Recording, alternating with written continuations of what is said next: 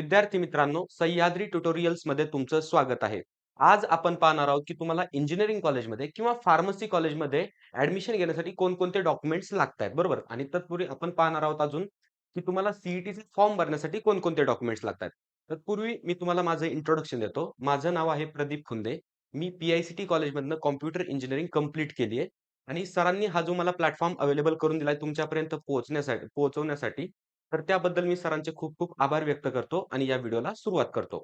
तर या व्हिडिओमध्ये आपण पाहणार काय आहे, तर डॉक्युमेंटची लिस्ट पाहणार आहे. तत्पूर्वी आपण पाहूया सध्या एम-एस-टी सी-ई-टीचे ॲप्लिकेशन फॉर्म सुरू आहेत. तर त्यासाठी तुम्हाला जर फॉर्म भरायचा असेल तर कोणत्या डॉक्युमेंटची आवश्यकता पडते? तर पहिले तुमचा फोटो असणं गरजेचं आहे. आता फोटोबद्दल मी काय इन्स्ट्रक्शन तुम्हाला देईल, की फोटो हा तुमचा 20 केबी ते 5 एमबी एवढ्या साइजचा असावा. फोटोमध्ये तुमचा चेहरा क्लिअरली व्हिजिबल असावा. त्याचबरोबर चेहऱ्यावर मास्क किंवा स्कार्फ वगैरे किंवा सनग्लासेस वगैरे तुम्ही घातलेले नसावे. फोटो हा तुमचा प्रोफेशनल हवाय किंवा तुमच्याकडे पासपोर्ट साइजचा जर फोटो असेल ना, तर तो तुम्ही स्कॅन करून अपलोड करू शकता. हे झाले फोटोबद्दल इन्स्ट्रक्शन. त्याच्यानंतर तुमची एक सिग्नेचर पाहिजे.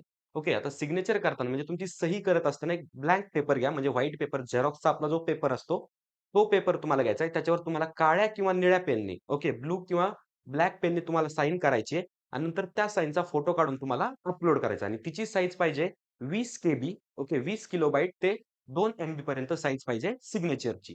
त्याच्यानंतर ना महत्त्वाचं म्हणजे एक आयडेंटिटी प्रूफ तुमच्याकडे असणं गरजेचं आहे. बरोबर? मोस्ट ऑफ स्टुडंट इथं आधार कार्ड यूज करतात. मग तिथं ऑप्शन असतात तुम्हाला. तुम्ही वोटर आयडी, ड्रायव्हिंग लायसन, आधार कार्ड, पॅन कार्ड यासारख्या गोष्टी तिथं अपलोड करू शकता. आणि त्याच्यानंतर मोस्ट इम्पोर्टंट तुमच्याकडे अपार आयडी असणं गरजेचं आहे. आता अपार आयडी म्हणजे काय? तर हे पहा 2026 साली म्हणजे आपण आता सध्या फॉर्म भरतोय. हा नवीनच फीचर आलाय. अपार आयडी म्हणजे काय? की तुमचं एक अकॅडमिक क्रेडिट तिथं स्टोअर करून ठेवलं जातात. जसा आपला आधार आयडी असतो, तसाच 12 अंकी आपला अपार आयडी असतो. आता हा कसा मिळवायचा? तर याला काही स्टेप्स आहेत. जर तुम्ही फॉर्म भरायला गेले, तर तिथं तुम्हाला आधार कार्डने लॉग इन करावं लागेल. ओके. डिजिलॉकर लॉग इन करावं लागेल. त्याच्यानंतर तुमचा जो कोड असेल डिजिलॉकरचा, जर फर्स्ट टाईम तुम्ही ट्राय करत असाल, तर तुम्हाला कोड टाकायसाठी येईल. बरोबर? 6 अंकी तुमचा पिन. पण जर ऑलरेडी तुमच्याकडे डिजिलॉकर ॲपचं अकाउंट असेल, तर तुम्हाला तो कोड लक्षात ठेवावा लागेल किंवा तुम्ही फॉरगॉट सुद्धा करू शकता आणि मग तुमचं आधार तिथं फिच केलं जाईल ऑटोमॅटिकली. आधार फिच झालंय, अपार आयडी सुद्धा फिच होईल. पण याच्यात जर काही प्रॉब्लेम येत असेल, तर सिंपल तुम्हाला सांगतो. मोबाईलमध्ये डिजिलॉकर नावाचं ॲप इन्स्टॉल करा. हे गव्हर्नमेंटचं ॲप आहे, त्याच्यात काही प्रॉब्लेम नाहीये. म्हणजे ट्रस्ट इश्यू काही नाहीये तर. तुम्ही ते ॲप इन्स्टॉल करा. त्याच्यानंतरनं त्या ॲपमध्ये लॉग इन केल्यानंतर तुम्हाला इश्यू डॉक्युमेंटच्या सेक्शनमध्ये अपार आयडी दिसेल. तिथं तुम्ही अपार आयडी कॉपी करून डायरेक्टली फॉर्ममध्ये एंटर करू शकता. विथआऊट अपार आयडी तुम्ही फॉर्म प्रोसीड करू शकत नाहीत. ओके. त्याच्यानंतरनं हे झाले डॉक्युमेंट्स कशासाठी? सी-ई-टीचा ॲप्लिकेशन फॉर्म भरण्यासाठी. आता मोस्ट इम्पोर्टंट आपण पाहूया, की कॅप प्रोसेससाठी लागणारे डॉक्युमेंट्स. आता कॅप प्रोसेस म्हणजे काय? ते मी थोडक्यात एक्सप्लेन करतो. कॅप प्रोसेस म्हणजे काय? आता तुम्ही सी अभ्यास करताय. सी देणार, सी रिझल्ट लागणार. पण तुम्हाला इंजिनिअरिंग कॉलेजमध्ये पोहोचवण्यासाठी जी प्रोसेस असते, सेंट्रलाइज्ड ॲडमिशन प्रोसेस हिला म्हटलं जातं. त्यालाच आपण कॅप प्रोसेस म्हणतो. बरोबर? इंजिनिअरिंग कॉलेजमध्ये असो किंवा फार्मसीच्या कॉलेजमध्ये असो, तुम्ही कॅप थ्रू पोहोचता. बरोबर? मग त्यासाठी काय डॉक्युमेंट्स लागतात तिथे मी लिस्ट बनवली आणि ही लिस्ट कॅटेगरी वाईज लिस्ट आहे. म्हणजे काय? तुमच्या कॅटेगरीनुसार तुम्हाला कोणते डॉक्युमेंट्स लागतात हे तुम्हाला मी सांगणार आहे. बरोबर? आता फर्स्ट ऑफ ऑल इथं काही डॉक्युमेंट्स आहेत, तर ते तुम्हाला रिक्वायर्ड डॉक्युमेंट्स असणार आहेत. म्हणजे कोणताही विद्यार्थी असो, कोणत्याही कॅटेगरीचा तो असो, तर त्यासाठी हे जे डॉक्युमेंट्स दिसतायत तुम्हाला, नावं दिसतायत, तर ते तुमच्यासाठी रिक्वायर्ड असणार आहे. आता फर्स्ट ऑफ ऑल याच्यामध्ये तुमचा 10वी रिझल्ट ओके, म्हणजे तुमचं 10th मार्कशीट इथं लागणार आहे. बरोबर? तुम्ही महाराष्ट्र बोर्डमधून असाल किंवा सेंट्रल बोर्डमधून असाल, तुम्हाला हे मार्कशीट कंपल्सरी असणार आहे. त्याचबरोबर एच-एस-सी रिझल्ट 12वीचं मार्कशीट. आता ठीक आहे, तुम्ही 12वीची एक्झाम अजून देणार आहात. दिल्यानंतरनं रिझल्ट लागल्यानंतरनं एक मार्कशीट येतं. ते मार्कशीट तुम्हाला लागणार आहे. ते तुम्हाला तुमच्या कॉलेजमधनं घ्यावं लागणार. त्याच्यानंतरनं 12th लिव्हिंग सर्टिफिकेट म्हणजेच काय? तर शाळा सोडल्याचा दाखला. शाळा सोडल्याचा दाखला तुम्हाला लागणार आहे. हे तुम्हाला कुठून मिळणार आहे? तर तुमची 12वीची जी सध्या कॉलेज आहे, तर त्या कॉलेजमधनं तुम्हाला हे मिळणार आहे. त्याच्यानंतरनं नेक्स्ट काय? तर डोमेसाइल सर्टिफिकेट किंवा बर्थ सर्टिफिकेट किंवा लिव्हिंग सर्टिफिकेट. ओके. तुम्ही महाराष्ट्राचे कॅन्डिडेट आहात, हे दाखवण्यासाठी ह्या 3 सर्टिफिकेटपैकी कोणतंही एक सर्टिफिकेट तुमच्याकडे पाहिजे. डोमेसाइल सर्टिफिकेट म्हणजे काय? थोडक्यात रहिवासी दाखला त्या टाइपमध्ये. बर्थ सर्टिफिकेट पाहिजे, ओके. म्हणजे तुमचं जन्मस्थळ वगैरे त्याच्यावर लिहिलेलं पाहिजे आणि लिव्हिंग सर्टिफिकेट पाहिजे, ज्याच्यावर तुमचं जन्मस्थळ तिथं क्लिअरली मेन्शन पाहिजे. म्हणजे या तिन्हीपैकी तुम्ही कोणतंही एक देऊ शकता. त्याच्यानंतरनं इन्कम सर्टिफिकेट तुम्हाला इन्कम सर्टिफिकेटची गरज असणार आहे. हां, आता इथं ट्विस्ट काय आहे? फक्त एस-सी आणि एस-टी कॅटेगरीच्या विद्यार्थ्यांसाठी इन्कम सर्टिफिकेटची गरज नाही किंवा तुमचं जर इन्कम 8 लाखांपेक्षा जास्त असेल, तर तरी तुम्हाला इन्कम सर्टिफिकेटची गरज नाहीये. पण ज्यांचं इन्कम 8 लाखांपेक्षा कमी आहे आणि ते विद्यार्थी एस-सी आणि एस-टी या कॅटेगरी सोडून दुसऱ्या कॅटेगरीचे आहेत, तर त्यांच्यासाठी इन्कम सर्टिफिकेट हे लागणार आहे. त्याच्यानंतरनं एम-एस-टी, सी-ई-टी आणि किंवा जे स्कोर कार्ड लागणार आहे. म्हणजे आपला एम-एस-टी, सी-ई-टीचा रिझल्ट लागेल. आता ही जी सर्व प्रोसेस आहे, तर ही सर्व प्रोसेस कधी होणार आहे? तुमचा रिझल्ट लागल्याच्या नंतरनं, बरोबर? पण मी हे आत्ता व्हिडिओ का बनवतोय किंवा तुम्हाला आत्ता का सांगतोय? हे डॉक्युमेंट्स तुम्ही अगोदरपासून रेडी ठेवले पाहिजे, जेणेकरून ऐन ॲडमिशनच्या वेळेस तुमची धावपळ होऊ नये त्यासाठी. बरोबर. मग स्कोर कार्ड वगैरे तुमच्याकडे तर मिळेल आणि त्याच्यानंतरनं अजून एक इम्पोर्टंट गोष्ट म्हणजे काय, की तुमचं आधार कार्ड जे आहे, ते कोणत्यातरी बँकेला लिंक पाहिजे. त्याचबरोबर आधार कार्डला एक मोबाईल नंबर लिंक पाहिजे. आता जे आधार कार्ड तुमचं बँकला लिंक असणं हे सध्या तरी गरजेचं नाहीये. पण हे कधी गरजेचं आहे? ज्यावेळेस तुम्ही ॲडमिशन घेऊन फर्स्ट इयरला जाणार, ओके, इंजिनिअरिंगच्या, तर त्यावेळेस तुम्हाला महा-डी-बी-टीचा फॉर्म भरावा लागतो. म्हणजे स्कॉलरशिपला अप्लाय करावं लागतं. मग त्यासाठी तुम्हाला हे मोस्ट इम्पोर्टंट आहे. त्याच्याशिवाय तुमची स्कॉलरशिप येणार नाही. आणि त्याच्यानंतरनं काय? तर गॅप सर्टिफिकेट. आता गॅप सर्टिफिकेट हे फक्त ड्रॉपरसाठी लागतं. ड्रॉपर्स म्हणजे कोण? की ज्यांनी 1 वर्ष अभ्यासासाठी वेळ घेतलाय, बरोबर? ज्यांनी अगोदरची सी दिली होती. पण ठीक आहे, काही कारणामुळे त्यांना पुन्हा सी द्यायची तर ते असतात ड्रॉपर. त्यांच्यासाठी लागतं एक ड्रॉपर सर्टिफिकेट म्हणजे गॅप सर्टिफिकेट. आता ते गॅप सर्टिफिकेट कसं बनतं? तर पहा, तिथं गॅप सर्टिफिकेट म्हणजे जास्त काही नाही. आपण एक ॲफिडेव्हिट करून देतो, बरोबर? म्हणजे एक स्टॅम्प पेपर घ्यायचा आणि त्या स्टॅम्प पेपरवर तिथं तुम्हाला नोटरी करून दिलेली असते, की या विद्यार्थ्याने या शैक्षणिक वर्षात गॅप घेतलाय किंवा अभ्यासातून वेळ घेतलाय. तर याला म्हणायचं गॅप सर्टिफिकेट. आता हे फक्त ड्रॉपर्सला लागणार आहे. म्हणजे हे डॉक्युमेंट तुमच्याकडे असणं गरजेचंच आहे. आता त्याच्यानंतर आपण पाहूया कॅटेगरी वाईज डॉक्युमेंटची लिस्ट. आता फर्स्ट ऑफ ऑल तुमची कॅटेगरी जर ओ-बी-सी, एस-बी-सी, एस-सी-बी-सी, व्ही-जे-डी-टी, एन-टी, एन-टीमध्ये एन-टी 1, एन-टी 2 आणि एन-टी 3 ह्या 3 कॅटेगरीज येतात. यापैकी जर असेल तर तुम्हाला हे 3 डॉक्युमेंट्स लागतील. पहिलं डॉक्युमेंट आहे कास्ट सर्टिफिकेट, ओके. त्याला आपण जातीचा दाखला म्हणतो.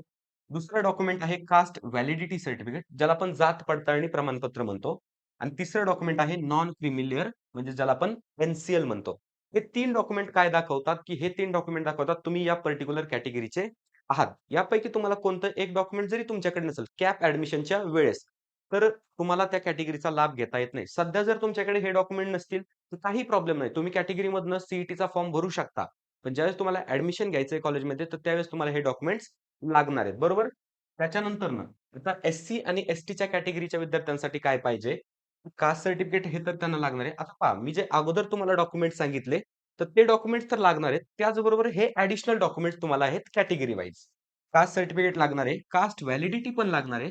त्याचबरोबर फक्त यांना नॉन क्रिमिलियर सर्टिफिकेटची गरज नाहीये. एस-सी आणि एस-टी कॅटेगरीच्या विद्यार्थ्यांना नॉन क्रिमिलियर सर्टिफिकेट आणि इन्कम सर्टिफिकेटची काही एक गरज नाहीये. त्यांच्याकडे कास्ट सर्टिफिकेट आणि कास्ट व्हॅलिडिटी सर्टिफिकेट असेल तरी चालतं. त्याच्यानंतरनं नेक्स्ट ई-डब्ल्यू-एस किंवा ई-बी-सी कॅटेगरीचे विद्यार्थी. ई-डब्ल्यू-एस म्हणजे काय? इकॉनॉमिकली वीकर सेक्शन आणि ई-बी-सी म्हणजे काय? Economically backward class. ओके. तर यांच्यासाठी काय असणार आहे? तर caste certificate, caste validity certificate म्हणजे जातीचा दाखला, जात पडताळणी प्रमाणपत्र, नॉन क्रिमी आणि त्याचबरोबर ई-डब्ल्यू-एस सर्टिफिकेट. आता ई-डब्ल्यू-एस सर्टिफिकेट बद्दल खूप मिसकन्सेप्शन असतात, की ई-डब्ल्यू-एस कोणतं पाहिजे? मी तुम्हाला क्लिअर करतो. आपली सी एक्झाम जी आहे, तर ती स्टेट लेव्हलची एक्झाम आहे, बरोबर? मग त्यासाठी जे ई-डब्ल्यू-एस आपल्याकडे पाहिजे, तर ते स्टेट लेव्हलचं ई-डब्ल्यू-एस पाहिजे. जर तुमच्याकडे सेंट्रलचं ई-डब्ल्यू-एस असेल, तर त्याचा सी-ई-टीमध्ये काही एक उपयोग नाहीये. तुमच्याकडे स्टेटचं ई-डब्ल्यू-एस पाहिजे. आता स्टेटमध्ये पण 2 प्रकारचे ई-डब्ल्यू-एस आहेत. ओके, म्हणजे फॉर्मॅट 2 फॉर्मॅट आहेत. पहिला मराठीतनं फॉर्मॅट आहे, दुसरा इंग्लिशमधनं फॉर्मॅट आहे. दोन्हीही फॉर्मॅट कन्सिडर होतात. काही एक त्याला प्रॉब्लेम नाही. बरेचसे जण कन्फ्यूज होतात. इंग्लिशमधले जो फॉर्मॅट आहे, तर त्याला समजतात की ते सेंट्रलचं आहे. पण तसं काही नाही. तिथं डायरेक्ट महाराष्ट्र स्टेट हे इंडिकेट केलेलं असतं, बरोबर? मग ई-डब्ल्यू-एस किंवा ई मधून जर तुम्हाला अप्लाय करायचं असेल, तर तुमच्याकडे ई-डब्ल्यू-एस सर्टिफिकेट असणं गरजेचं आहे. त्याच्यानंतर जर आपण पाहिलं तर मायनॉरिटी स्टुडंट. आता मायनॉरिटी म्हणजे काय? पहा 2 टाइपच्या मायनॉरिटीज असतात. एक लिंग्विस्टिक मायनॉरिटी आणि दुसरी रिलिजियस मायनॉरिटी. आता त्याच्यावर मी सेपरेट व्हिडिओ बनवेलच, पण तुम्हाला आता सांगतो, जे मायनॉरिटी स्टुडंट आहेत म्हणजे काय? Jain minority, Christian minority, Muslim minority, okay, Sindhi minority, Gujarati minority. तर यांच्यासाठी आपल्याला एक सर्टिफिकेट लागतं. त्याला आपण म्हणतो मायनॉरिटी सर्टिफिकेट. ओके, ते तुमच्याकडे असेल मायनॉरिटी स्टुडंटच्या विद्यार्थ्यांसाठी. स्पेशल कोटा हा मायनॉरिटी स्टुडंटसाठी रिझर्व्ह केलेला असतो. त्याच्यानंतरनं नेक्स्ट जी कॅटेगरी आहे, तर ती आहे पी पर्सन विथ डिसॅबिलिटी. आता पर्सन विथ डिसॅबिलिटी म्हणजे काय? तर हँडिकॅप स्टुडंट. तर यांच्यासाठी काय लागणार? तर आपल्याला हँडिकॅप सर्टिफिकेट, पी सर्टिफिकेट लागणार, डिसॅबिलिटी सर्टिफिकेट आपण ज्याला म्हणतो. ओके. आता हे सर्टिफिकेट कुणाकडनं आपल्याला पाहिजे? सिव्हिल सर्जन ओके किंवा गव्हर्नमेंट मेडिकल ऑथॉरिटीकडनं आपल्याला हे सर्टिफिकेट पाहिजे आणि त्याचबरोबर तुमच्याकडे यू-डी-आय-डी कार्ड असणं गरजेचं आहे. यू-डी-आय-डी कार्ड असणं गरजेचं आहे. बरं. तर हे सर्टिफिकेट किती पर्सेंटेजचं पाहिजे? तर लक्षात घ्या, हे सर्टिफिकेट तुम्हाला 40 किंवा 40 पेक्षा जास्त पर्सेंटेजचं असणं गरजेचं आहे. जर तुमचं सर्टिफिकेट 40 किंवा 40 पेक्षा कमी असेल, ओके 40 चालतंय. पण 40 पेक्षा जर कमी असेल, तर तुमचं सर्टिफिकेट किंवा तुमचा कोटा रिझर्व्हेशन ग्राह्य धरलं जाणार नाही. तुम्हाला 40 किंवा 40 पेक्षा जास्तच हँडिकॅप सर्टिफिकेट आपलं पाहिजे. ओके. त्याच्यानंतरनं डिफेन्स स्टुडंट म्हणजे काय? की ज्यांचे पॅरेंट्स हे डिफेन्स सर्व्हिसेसमध्ये आहेत, तर त्यांच्यासाठी एक कोटा रिझर्व्हड असतो. ओके. फिक्स रिझर्व्हेशन असतं. त्याला म्हणायचं डिफेन्स स्टुडंट, डिफेन्सचं रिझर्व्हेशन बरोबर. तर त्यांच्यासाठी लागतं डिफेन्स सर्टिफिकेट. म्हणजे पहा पी-डब्ल्यू-डीसाठी लागतं पी-डब्ल्यू-डी सर्टिफिकेट, डिफेन्ससाठी लागतं डिफेन्सचं सर्टिफिकेट. विद्यार्थी मित्रांनो, या पद्धतीने मी तुम्हाला कॅटेगरी वाईज डॉक्युमेंट्स सांगितलेत, बरोबर. आता या डॉक्युमेंटबद्दल तुम्हाला आणखीन काही माहिती हवी असेल ना, तर या ठिकाणी हे आमचे नंबर्स आहेत. त्याच्यावर तुम्ही एनी टाईम आम्हाला कॉल करू शकता. त्याचबरोबर हा आमचा WhatsApp ग्रुप आहे. इथं 1700 पेक्षा जास्त विद्यार्थी जॉइन आहेत. ओके. तुम्ही हा क्यूआर कोड स्कॅन करा आणि इथं जॉइन करा. त्याचबरोबर आमचं टेलिग्राम चॅनल आहे. म्हणजे ज्या नोटिफिकेशन येतात सी-ई-टीकडनं फॉर्म विषय असो, ॲडमिट कार्ड विषय असो किंवा त्याचबरोबर कॅप रजिस्ट्रेशन असो, या सर्व नोटिफिकेशन तुम्हाला विथिन सेकंद तुमच्यापर्यंत पोहोचतील. त्याचबरोबर हे आपलं ॲप आहे. या ॲपवर भरपूर सारं कंटेंट तुम्हाला फ्रीमध्ये दिलेलं आहे. बरोबर. भरपूर साऱ्या आपल्या बॅचेस आहेत. न्यूली आपण फिनिक्स नावाची एक बॅच लॉन्च केली आहे. म्हणजे जे विद्यार्थी 11वी मधनं आता 12वी मध्ये गेलेत, तर त्यांच्यासाठी फिनिक्स नावाची बॅच लॉन्च केली आहे. ऑलरेडी जे विद्यार्थी 2026 मध्ये सी देणार आहेत, त्यांच्यासाठी सुद्धा बॅचेस अवेलेबल आहेत. बरोबर. तुम्ही नक्की हे ॲप डाउनलोड करा आणि तिथला फ्री कंटेंट एकदा पहा आणि त्याच्यानंतर ना या नंबरवर कॉल करा तुम्हाला काही शंका वगैरे असतील तर. त्याचबरोबर हे Instagram हँडल आहे आपलं Instagramचं पेज. इथेही तुम्हाला नोटिफिकेशन्स वगैरे मिळतील.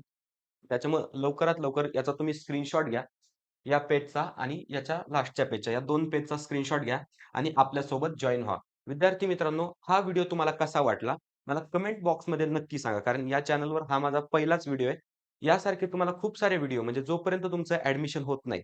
आता सह्याद्री ट्युटोरियल्स हेच चॅनल तुमच्या प्रिपरेशनपासून तर थेट इंजिनिअरिंग कॉलेजमध्ये जाईपर्यंत सोबत असणार आहे. आपण सर्व गोष्टी याच्यामध्ये कव्हर करणार आहेत. ॲडमिशन काउन्सिलिंग असेल, तुमच्या टेस्ट सीरीज असतील, कोर्सेस असतील, तुमचे डाउट सॉल्व्हिंग सेशन असतील, सर्व गोष्टी याच्यामध्ये कव्हर होणार आहेत. त्याच्यामुळे चॅनलला नक्की सबस्क्राईब करा. तर ठीक आहे मित्रांनो, भेटूया नेक्स्ट व्हिडिओमध्ये अशाच एका इन्फॉर्मेटिव्ह टॉपिक सोबत.